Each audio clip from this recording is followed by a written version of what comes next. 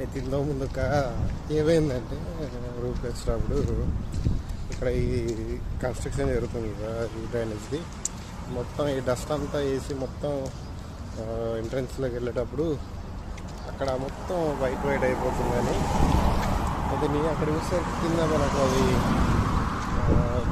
ఇట్లా కాళ్ళు ఊడ్చుకోవడానికి ఉంటాయి కదా 2-3 ఉన్నాయి.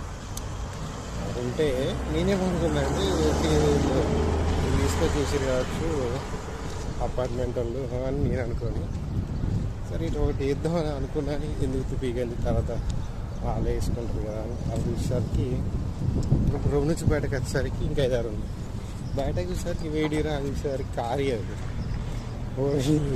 జస్ట్ వేస్తున్నారు అసలు ఇది దారుణంగా ఉండేది. సరే ఓహో కార్లయ్యా కార్లు ఉన్నాయి వాళ్ళు లోపల వేసుకొని కార్ క్లీన్ చేసుకుంటారు.